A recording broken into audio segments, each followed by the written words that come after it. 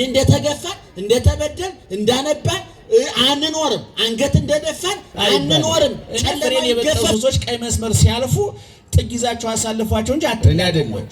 እንደምታውቁት ኢትዮጵያ መንገድና አስተሳሰባችንና መንገዳችን ጠማማ የዛ ውጤት ነው። ጠቅላላ አስተሳሰብ ሳይሰራ መንገድ አይሰራም። መንገድ ቢሰራም አስተሳሰቡ ያልተሰራ ህዝብ ይደባደብበታል እንጂ አይሻሻልበትምና ኦርቶዶክሳዊ ተዋሕዶ ቤተክርስቲያን የተሰራች የተለካች ተመጥና ተለክታ ከዚህ አትለፊ ከመኢት ተአደው ሞሰና ከልኳ ከመስመሯ እንዳታልፍ ማንም ትዝ ያለውን እንዳይወራ የገመተውን እንዳይቀባጥር የተመኘውን ሁሉ እንዳይለፈልፍ የተለካ የተመጠነ የተወሰነ የተሰፈረ ህግ ያላት ቤተክርስቲያን ናት። ግጻዌ የሚባል መጽሐፍ አለን በቤተክርስቲያናችን። ደህና አደራችሁ? እየሰማችሁ ነው? ግጻዌ የሚባል መጽሐፍ አለ። መጽሐፈ ግጻዌ ይባላል። ይሄ በየሳምንቱ 3 ሐሳቦች አሉበት። አንደኛ የክብረ በዓል ስለ ክብረ በዓል የሚናገር አለበት። ክብረ በዓል ማለት በዓመት የምናነግሳቸው ታላላቅ በዓላት እንደ ትንሣኤ፣ እንደ ልደት፣ እንደ ጥምቀት ያሉ እንደ ታኅሳስ ገብርኤል፣ እንደ ኅዳር ሚካኤል እንደዚህ አይነቶቹን የክብረ በዓላቱን ምን እንዘምር፣ ምን እንስበክ፣ ምን እናንብብ፣ ምን እንቀድስ፣ ምን የሚለውን ተሰፍሮ ተለክቶ ተቆጥሮ ተቀምጧል። በሁለተኛ ደረጃ የወር በዓል ይባላል። ልክ አሁን ዛሬ ቅዱስ ጊዮርጊስ ነው፣ የወር በዓል ነው። ክብረ በዓሉ በሚያዝያ ነው፣ ገና ነው። ይሄን በሚመለከትም የተዘጋጀ አለ። በሶስተኛ ደረጃ የሰንበት አለ። በዓመት 52 ሰንበታት አሉ። ለመኮን የሚባል ደግሞ ሌላ ተጨማሪ አለ። ከዚያ ጋር ሲቆጣጡ ወደ 80 የሚደርሱ መዝሙሮች አሉ። በዛ ልክ ደግሞ ከአራቱ ወንጌላውያን ከማቴዎስ፣ ከማርቆስ፣ ከሉቃስ፣ ከዮሐንስ ተቆንጥሮ የወጣ ከቅዱስ ጳውሎስ 14 መልእክቶች ከሰባቱ መልእክታት ከግብረ ሐዋርያትም ጭምር ደግሞ እንደገና የምናነበው የተሰፈረ የተለካ የተቆጠረ ምንባብ አለ። ያ የሚገለጥበት ግጻዌ ይባላል መጽሐፉ። በግጻዌው መሰረት ዛሬ ዘመነ ጽጌ ውስጥ ነው ያለነው። በዘመነ ጽጌ ከሚዘመሩ መዝሙሮች መካከል አንደኛው ላይ ደርሰናል። ዛሬ ሰንበት ነው። ቅድም እንዳልኳችሁ ለዛሬው የተመደበ ወንጌል የማቴዎስ ወንጌል ምዕራፍ 21 ከቁጥር 33 ነው። ምናልባት ምዕመናን ይህ ለምን ይጠቅማል ካላችሁኝ፣ ይህ ወንጌል በዛሬው ቀን በመላው ዓለም ባለችው ቤተክርስቲያን የተነበበው ይህ ወንጌል ነው። አሜሪካ ብትሄዱ፣ አውሮፓ፣ አፍሪካ ብትሄዱ፣ እዚህ ሀገር አስመራ ብትሄዱ፣ መቀሌ፣ ባህር ዳር ብትሄዱ፣ አዋሳ የተነበበው ይህ ወንጌል ነው።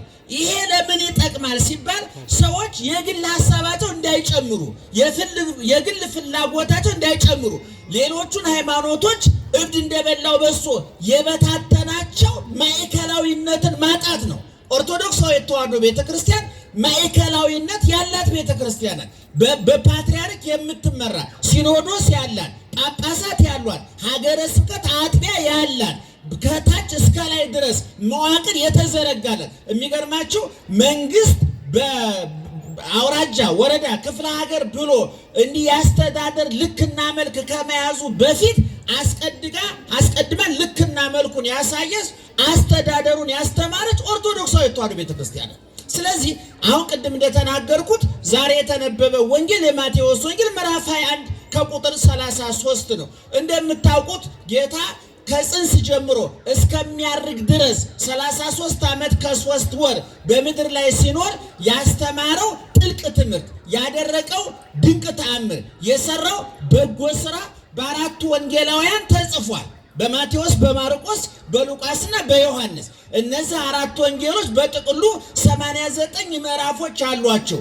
የጌታ ትምህርት ያልቀለለ ያልከበደ ከአቅም በላይ ሆኖ የማያስጨንቅ ከአቅም በታች ሆኖም የማይናቅ ልብ የሚመታ ሕይወት የሚለውጥ የጌታን ትምህርት ሰምተው ራሳቸውን ያልጠየቁ ሰዎች የሉም። ክፉ ሰዎች ካልሆኑ የዘጉ የቆለፉ ሰዎች ካልሆኑ በስተቀር የጌታ ትምህርት ቅድም እንዳልኳቸው የተወሳሰበ አይደለም፣ የረቀቀ የመጠቀም አይደለም። በሰዎች አእምሮ አስተሳሰብ ልክ ተሰፍሮ ተለክቶ የተሰራ ነው። ስለዚህ ትምህርቱ ምሳሌ ሁለት አይነት ትምህርት ነው። አንደኛው ደረቅ ትምህርት ይባላል። ሁለተኛው ምሳሌያዊ ትምህርት ይባላል። በአብዛኛው ምሳሌያዊ ትምህርት ይቀለዋል። የሚገርማችሁ ነገር ኩሽና ገብቶ ጓዳ ገብቶ በእርሾ መስሎ አስተምሯል። ወንዝ ወርዶ በአሳውና አሳው በሚጠመድበት መረቡ መስሎ አስተምሯል። ሱቅ ገብቶ በነጋዴዎች ቁሳቁስ መስሎ አስተምሯል። በቡቆ መስሎ አስተምሯል። በጣም ቀላል የሚባል ነገር ግን የማይረሳ ምክንያቱም የትምህርት መሰረታዊ ዓላማ 3 አይነት ለውጥ ማምጣት ነው። ደህና አደራችሁ? እየሰማችሁ ነው? 3 አይነት ለውጥ ማምጣት ነው። አንድ ሰው ተምሯል ሲባል 3 አይነት ለውጥ ማምጣት አለበት። አንድ ሰው ዩኒቨርሲቲ ገብቶ በዲግሪ ጭኖ ሲወጣ ጭንቅላቱ ከስቶ ሰውነቱ ወፍሮ ከወጣ ደልቦ ነው የወጣው ማለት ነው። ይሄ በጣም አደገኛ ነው። አንዳንድ ጊዜ ሱፍ መልበስ አይደለም አስተሳሰቡ ቡትቶ ለብሶ ሱፍ ለብሶ ቢመረቅ እሱ ቆሻሻነት ይባላል።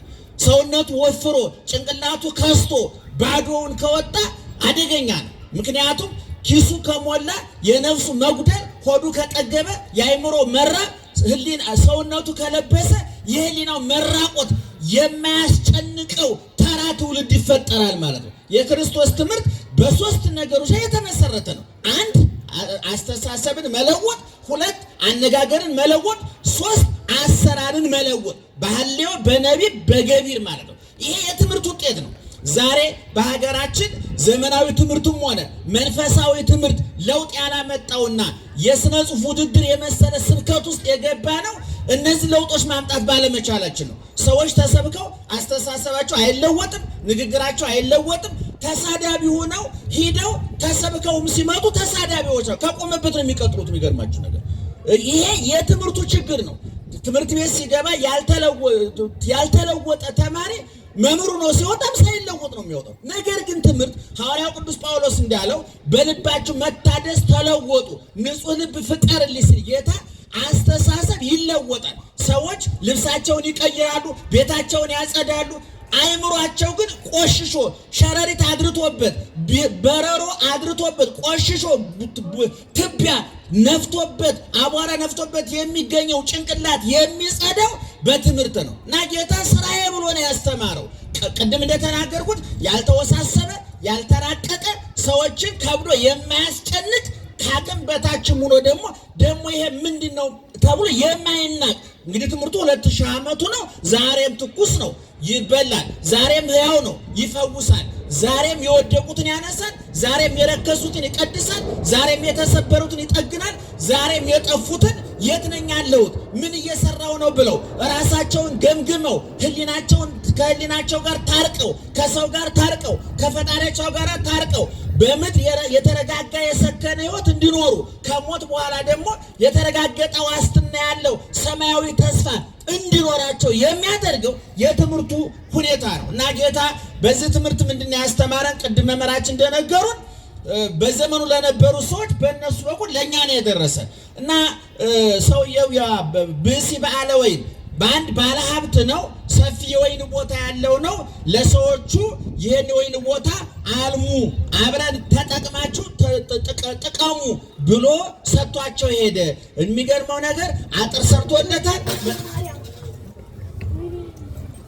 ሰላም ነው መጣ ሰው አልመጣም። እንዴት አልሮጣቸው? ጎበዞች ናቸው። እኔ ራሱ እንዴት እንደሚሮጥ ጨንቆኝ ነው እንጂ ለውረጥ ነበር። ደህና አደራችሁ። በነገራችን ሰው ካልፈራ አይምሮ ጤነኛ አይደለም ይባላል። እውነቴን ነው የምልህ። ፍርሃትን መቋቋም እንጂ ምንም አለመፍራት የአይምሮ በሽተኝነት ይባላል። እና መደንገጥ አለባችሁ። ሰው ካልደነገጣችሁ አይምሯችሁን ጠይቁ። የጀግንነት አይደለም በድን መሆን እና እኔ ደንግጫለሁ፣ ግን ተቋቋምኩት ጤነኛ ስለሆንኩኝ ነው። ይገቡ ከዚህ በፊትም ተናግሬያለሁ። ሰው አለመራብ ጤነኝነት ነው? አቤት ጤነኝነት ነው? አለመራብ ጤነኝነት አይደለም። ረሃብን አጥፋልን ተብሎ አይጸለይም። ምግብ ስጠን ተብሎ ነው የሚጸለየው። ረሃብ ከጠፋ ደግሞ ሌላ ችግር ነው። የምግብ ፍላጎት ተዘግቶ ሀብታሞቹ ቧንቧ የሚሰቃዩት እኮ የምግብ ፍላጎት እየጠፋ ነው። ምክንያቱም ሀብታሞቹ ቤት ምግብ አለ፣ እድሆቹ ቤት ሆድ አለ። ግድግዳውን ቀዶ የሚያገናኝ ጠፍቶ ነው። እና ሰውየው ይሄ ባለ ሀብቱ ሰውዬ ለሰዎቹ ራሱ ቆፍሮ አልሙ ብሎ ሰጥቷቸው ሄደና ከብዙ ጊዜ በኋላ መልእክተኛ ላከ። ከወይኑ ፍሬ ላኩልኝ ብሎ ላከ እና ሰዎቹ ክፉዎች ስለሆኑ መሬት ሰጥቷቸው አትክልቱን አልሙ ብሎ ሰጥቷቸው ተጠቅመው መጥቀም ሲገባቸው ምን አደረጉ? መልእክተኞቹን ደበደቧቸው። የሚገርማችሁ ነገር አሁንም ሌላ ምናልባት እነዚህኞቹ ተራ ሰዎች ስለሆኑ ቁጥራቸው ትንሽ ስለሆነ ነው ብሎ ዘይበዙ ከቀድሞዎቹ በቁጥርም የበዙ በስልጣንም በኃላፊነትም የበዙ ብዙ ሰዎች ናቸው። እነዚህንም ደብደው ግማሹን በድንጋይ ወግረው ግማሹን ገርፈው ግማሹን ሰቅለው አሰቃይተው መለሷቸው፣ ግማሾች ገደሏቸው። በሶስተኛ ደረጃ ፈነወ ወልዶ እነዛ መልእክተኞች ናቸው። ለወልድ የሰ ይሐፍርዎ አንድ ጸሐፊ ታገል ሰይፉ ይባል ወንድማችን የምንወደው ምን አለ አንድ ጊዜ ሲናገር ፈረንጆቹ ላፕቶፑ ልጆቻቸው እንዳያበላሹባቸው ይደብቃሉ አለ። እኛ ደግሞ ልጆቹ ላፕቶፑ እንዳያበላሹት ነው የምንደብቀው እና ብዙ ስለ ቁሳቁስ ስለ ሰው ይጎዳ ብለን ነው የምንጨነቅ። እቃው ተሰበረ እንጂ የምንለው ሰው ተሰበረ ብለን አንጠይቅም። እና ለማንኛውም መጨረሻ ላይ ሰውየው መልእክተኞቹ ልኮ ስላልተሳካ ልጁን ላከ ነው ባጭሩ። ልጁን ላከ። ምክንያቱም ልጅ ማለት ምትክ ነው፣ ወራሽ ነው። ይሐፍርዎ ያፍሩታል፣ ያከብሩታል፣ ይሰሙታል፣ ይታዘዙታል ብሎ እሱን ላከ። እንዲያውም ሰዎቹ ክፋት ጨምረው ተንኮል ጨምረው ይሄ ወራሹ መጣ፣ ይሄን ከገደል አባቱም አርጅቷል ይሞታል፣ ይሄን ወራሹ ከገደለው ንብረቱ የኛ ይሆናል ብለው ከወይኑ ቦታ አውጥተው እዛ ብንገለው ደሙ ወይኑ ያደርቅብናል፣ የሰው ደም መጥፎ ነው ብለው ከወይኑ ቦታ ውጭ አውጥተው ገደሉት። ሰውየው ልጁን ደብድበው ገደሉት። ባጭሩ ምዕመናን እኔ ቅድም ታሪኩን እሳቸው ስለተረኩላቸው በዚህ ጊዜ ማጥፋት ያለብን አይመስለኝም፣ ጊዜውንም ለመጠቀም ምዕመናን። እግዚአብሔር ለኛ ያላደረገው ነገር የለም። የዚህ የማቴዎስ ወንጌል ምዕራፍ 21 ከቁጥር 33 ጀምሮ ያለውን ለመረዳት ትንቢተ ኢሳይያስ ምዕራፍ 5 ግልባጩ ተጽፏል። ይገርማችሁ በብሉይ ኪዳን እዛ ላይ ምን ይላል? ወይኔን ለወይኔ ይላል ጌታ፣ ለወይኔ ሁሉን ነገር አደረኩለት፣ አጠራጠርኩለት፣ መጥመቂያ አዘጋጀሁለት፣ ማይፈደ መጠበቂያ ማማ ሰራሁለት፣ ወሰመሮ አቀብተ ጠባቂ አደረኩለት። ለመሆኑ አንድ ሰው ለወይኑ ይሄን ሁሉ እንክብካቤ የሚያደርገው ምን እንዲያደርግለት ነው? ምዕመናን ፍሬ እንዲሰጠው ነው አይደለ? ትረዱኛላችሁ? አንድ ሰው ግቢው አንድ ተክል ተክሎ ለምሳሌ ግቢ ያላችሁ ሰዎች እንደ ኮክም ሆነ ሌላም ተክል ተክላችሁ ማዳበሪያ ታደርጉለታላችሁ፣ ውሃ ታጠጡታላችሁ። ይሄ ውሃ ማጠጣታችሁ ማዳበሪያ ማድረጋችሁ የዚህ ሁሉ የዞረ ድምር ውጤት ማጠቃለያው ምን ማግኘት ነው? አቤት ምን ማግኘት ነው? ፍሬ ማግኘት ነው። እንግዲህ እግዚአብሔር በብሉይ ኪዳን በኢሳይያስ አድሮ የነገረን ይሄ ነው። ለእስራኤላውያን መና ከደመና አወረደ፣ ውሃ ከዓለት አፈለቀ። ትምህርት በስጋቸው እንዳይረባቸው መና ዘነበላቸው፣ እንዳይጠማቸው ውሃ ፈለቀላቸው። አይምሯቸው፣ ነፍሳቸው፣ ሕሊናቸው እንዳይራብ የእግዚአብሔርን ቃል በማጣት እንዳይጎዱ ነቢያትን አደረገላቸው። አስታራቂ እንዳያጡ ካህናትን መደበላቸው። ስርዓቱን ሰጣቸው። 10ቱ ትእዛዛት ሰጣቸው። ሁሉን ነገር አደረገላቸው። ናሁ ጸናሕክዎ ለወይኔ ይፍሬ አስካለ፣ ወይኔ ፍሬ እንዲሰጥ ጠበቅኩት ያፈራል ብዬ ወፈረየ አስዋከ። መጨረሻ ላይ ግን እሾህ አብቅሎ አገኘሁት አለ። ለመሆኑ ምዕመናን እግዚአብሔር ለኛ ያላደረገው ነገር አለ ወይ? ይሄ ጎሎብሃል፣ ይሄን አስቀርተብናል ብለን ለክስ ለአመፅ የሚመች አምላክ ነው ወይ እግዚአብሔር ሲባል አይደለም። እግዚአብሔር ለሰው ሁለት አይነት ስጦታ ሰጥቷል። አንደኛ በመጀመሪያ የፈጠረውን ሰጥቷል። አዝርቱን፣ አትክልቱን፣ እጽዋቱን ብሉ ጠጡ ብሎ ተደሰቱ ብሎ ሰጥቷል እግዚአብሔር። አበባውን አይናችን እንዳይራብ ሆዳችን እንዳይራብ እንዳንጠማ የምግቡ አይነት የአትክልቱ አይነት የስጋው የወተቱ አይነት ዓለምን ያጥለቀለቀው ምግብ በጠቅላላ ሊቁ ዮሐንስ አፈወርቅ እንዳለው በማመልከቻ የተፈጠረ አይደለም። እግዚአብሔር የሚራብ ሆድ ሲፈጥር የሚበላ እህል ሲፈጥር የሚራብ ሆድ ፈጥሯል። የሚጠጣ ውሃ ሲፈጥር የሚጠማ ሰውነት ፈጥሯል። የሚታይ ብርሃን ሲፈጥር የሚያይ አይን ፈጥሯል። የሚሰማ ንግግር ሲፈጥር የሚሰማ ጆሮ ፈጥሯል። እግዚአብሔር አስውቦ አስጊጦ አሳምሮ ነው የፈጠረን። እግዚአብሔር ይጎደለብህ የማይባል ድንቅ አምላክ ነው እግዚአብሔር። በልዎ ለእግዚአብሔር ግሩም ግብርከ፣ እግዚአብሔርን ስራ ግሩም ድንቅ ነው በሉት ብሎ ቅዱስ ዳዊት እንደተናገረ ግሩም ድንቅ አድርገህ ፈጥረኸኛልና አመሰግናለሁ ብሎ አሁንም በሌላ መድረክ መዝሙር እንደተናገረው እግዚአብሔር በመጀመሪያ ደረጃ ይህን ሁሉ እሑድ ጀምሮ ዓርብ ያጠናቀቀውን ፍጥረት በጠቅላላ ፈጥሮ ብላ ጠጣ ግዛ ንዳ ብሎ ምክትል ፈጣሪ አስተዳዳሪ አድርጎ የሾመው ሰውን ነው። ይሄ መጀመሪያው ስጦታ ነው ምእመናን። ነገር ግን እግዚአብሔር በዚህ ስጦታ የሰዎች ሕሊና እንዳላረፋየ የሰዎች ነፍስ እንዳልጠገበ ሕሊናቸው እንዳላረፋየ በአዳም ውድቀት ምክንያት ምክንያቱም ሰው በመብላቱ በመጠጣቱ በመልበሱ ጥያቄው ሊመለስ አይችልም። ምግብ፣ ልብስ፣ መጠለያ፣ ውብ ቤት መስራት፣ ውድ መኪና መያዝ፣ ገንዘብ ማከማሸት፣ እነዚህ ሁሉ ዝና፣ ሹመት፣ ስልጣን፣ ውበት እነዚህ ሁሉ ለሕሊና እርካታ፣ ለአእምሮ እረፍት፣ ለመንፈስ እርጋታና ጸጥታ ማረጋገጫ ዋስትና ሊሆኑ አይችሉም ምእመናን። እግዚአብሔር ለዚህ ነው ከሰማይ ወረደ፣ ከድንግል ተወለደ፣ ሰው ሆነ። እኛ ባለፍንበት መንገድ ሁሉ አለፈ። ሰርግ ቤት አየነው፣ ለቅሶ ቤት አየነው፣ በሽተኛ ሲጠይቅ አየነው፣ ወንዝ ለወንዝ ሲንከራተት፣ ተራራ ሲወጣ፣ አቀበት ሲወጣ አየነው። እግዚአብሔርን ማንን ለማዳን? ሰውን ለማዳን። ይህን ሁሉ አድርጎ ቀራንዮ ላይ ተሰቅሎ ስጋውን ቆረሰ፣ ደሙን አፈሰሰ፣ እጅ እግሩን ለስረት አፉን ለሐሞት ሰጥቶ አዳነን። ይሄ ሁለተኛው ስጦታ ነው። ባጭሩ ከዚህ በፊት እንደተናገርኩት ሌላውን ፍጥረት ብሉልኝ ጠጡልኝ ብሎ ፈጠረ። ይሄ እንዳላጠገበን፣ እንዳላረካን፣ እንዳላሳረፈን፣ እፎይታ እንዳልሰጠን ሲያይ መጨረሻ ላይ ብሉኝ ጠጡኝ ብሎ መጣ። ራሱ ግብዣ፣ ራሱ ጋባዥ ሆኖ መጣ እግዚአብሔር። ራሱ መጋቢ፣ ራሱ ምግብ ሆኖ መጣ እግዚአብሔር። ራሱ መጠጥ፣ ራሱ አሳላፊ ሆኖ መጣ እግዚአብሔር። ስጋዬን የበላ ደሜን የጠጣ የምን ሕይወት አለው አለ? የዘላለም ሕይወት አለው አለ እግዚአብሔር። ለዚህ ነው አሁን እነዚህ ሰዎች ቅድም ጠባቂ ያደረገ እግዚአብሔር እኛን እኮ በስጋችን ይህን ሁሉ ነገር አደረገ። ሙሉ ሰውነት አሳምሮ ፈጠረ።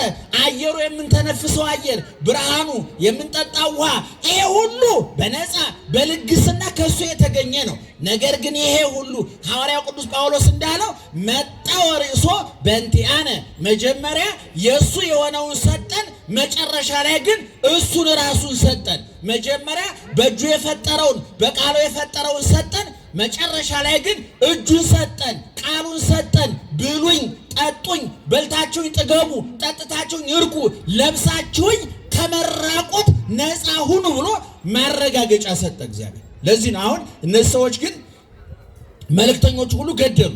ዛሬ የእግዚአብሔር ቃል ያልተሰበከበት የለም። ቅድም ወንድማችን እንደተናገረው እኔም ይገርመኛል። እኔ አሜሪካ ስመላለስ አሜሪካን ሀገር የሚገርማችሁ ነገር እዛ ሀገር የተወለዱ ልጆች መርጌቶቹ ነዋል።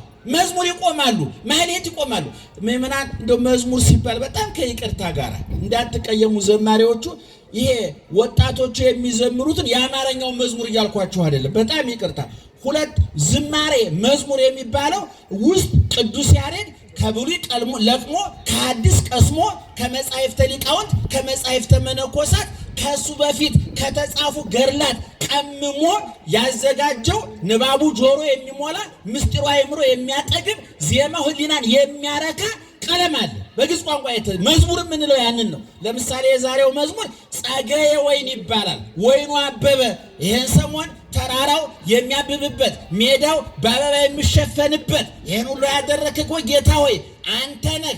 እኛን በጠይም በጥቁር በቀይ ቆዳ ያስዋብ፣ ምድሩን በተለያየ አበባ የሸፈንክ፣ ዘመናትን የምትቀያይር፣ ክረምቱን አሳልፈ በጋውን ያመጣህ፣ ሌሊቱን አሳልፈ ቀኑን ያመጣህ፣ የጊዜያት ባለቤት፣ ሰማይን በከዋክብት ምድርን በአበባ ያስጌጥ ያሸበረቅ አንተ ነህ ብለን የምናመሰግንበት ዘመኑን ያመጣጠነ ጊዜውን ያመጣጠነ መዝሙር ይዘመራል። እና ዛሬ ቅድም እንደተናገርኩት እግዚአብሔር ለኛ ያላደረገው ነገር የለም፣ ያልተሰበከ ስብከት የለም። በእውነት እንደነ መምህር ነቃ ጥበብ አይነት አንደበተ ርቱዕ ቢናገሩ የማይጠገቡ ያመኑትን ያወቁትን ማስረዳት የሚችሉ እኛ በተለይ እንደው እገሌ ወጣ እገሌ ገባ ስንል እጥፍ አድርጎ መካሽ አድርጎ ያስነሳል እግዚአብሔር። እንደነ መምህር ነቃ ጥበብ አይነት፣ እንደነ መምህር ሄኖክ ኃይሌ፣ እንደነ ብርሃኑ አድማስ፣ እንደነ ያረጋል አበጋዝ አይነት እሳት የላሱ ወጣቶች አመጣ እግዚአብሔር። ምስጋና ይገባውም ወገኖች። የነዚህ ሁሉ ሰባኪያን መምጣት ጥቅም አለው በጣም። ነገር ግን በሌላ በኩል ደግሞ እየሰማናቸው ነው ወይ? እኔ አሁን ሰሞኑን ስለ ስዕል ውይይት ነበር በየመድረኩ ላይ። የእመቤታችን ስዕል ተቀደደ። ምክንያቱም መጀመሪያ ይችል ስዕል ከመቀደዷ በፊት እሷ የሚነግራት አታ ነው እንጂ ህሊናዋ ተቀዷል፣ ማንነቷ ተቀዷል፣ ሰብናዋ ተቀዷል። ማህበረሰቡ ሞራሉ፣ ስነ ምግባሩ፣ ማንነቱ ተቀዷል። ማንነቱ የተቀደደ ሰው ደግሞ ስዕል ቢቀድ አይገርምም። እግዚአብሔር አንጠልጥሎ ሰቅሎ የገደለ የሰው ልጅ ስዕል ቀደደ ተብሎ ሊደነቅ አይገባም። ሰይጣን ሌላም ነገር ያደርጋል። ነገር ግን እኔ ሄኖክ ኃይሌ በዛ በዩቲዩቡ ስለ ስዕል ያስተማረውን ትናንትና በቀደም ነው ሰው የላከልኝ ነው የሰማው። ያን ታዳምጣላችሁ፣ ትሰማላችሁ፣ ትከታተላላችሁ። እናንተ የምትሰሙት ቅርሻቱን ነው። እውነቱን ለመናገር እነዛ ከዚህ ወጥተናል ብለው የሚቀረሹትን ልጆች ለምን ተሰሞቻለ? እኔ ባለፈው ተናግሬያለሁ። ከመስመር የወጣ ፍሬን የበጠሰ መኪና ቀይ መስመር ለምን አለፈ አይባልም። ደህና አደራችሁ። መኪና ሲነዳ ስንት አይነት መብራት ነው ያለው? አይናሞች ስንት አይነት መብራት ነው ያለው? አንደኛ ረጅም አይታየውም። በማታጭ ወረበረኝ ስነ ስርዓት ቀይ አለ አይደለም? ቀዩ ምንድነው? ቀይ ሲበራ ምንድነው? ቆም ነው አይደለም? አረንጓዴስ? አቤት ሂድ። ቢጫስ? ተጠንቀቅ ነው አይደለም? አንድ መኪና ቀይ ሲበራ ካልቆመ ምን ይሆናል? ሹፌሩ ይቀጣል አይደለም? መኪናው ፍሬን ከበጠሰ ግን ለምን ቀይ መስመር አለፍክ ይባላል? አይባልም። እኔ ፍሬን የበጠሱ ሰዎች ቀይ መስመር ሲያልፉ ጥግ ይዛቸው አሳልፏቸው እንጂ አትላተሟቸው። እኔ ብዙ ጊዜ ተናግሬያለሁ። እኔ ከነሱ ጋር አፍ የምንካፈትበት የሞራላችንም እውቀታችንም ደረጃችንም አይፈቅድልን። ቁልቁል ወርደን ከ5 ዓመት ሕፃን ጋር አኩኩሉ አንጫወት። ይሄን በግልጽ መናገር እንፈልጋለን። ነገር ግን ወጣቶቹ አሁን መምህር ነቃጠው የእርሶ ይቱ ምንድነው? ነቃጠው ነው። ነቃጠበ በሉ እስኪ ጮክ ብላችሁ።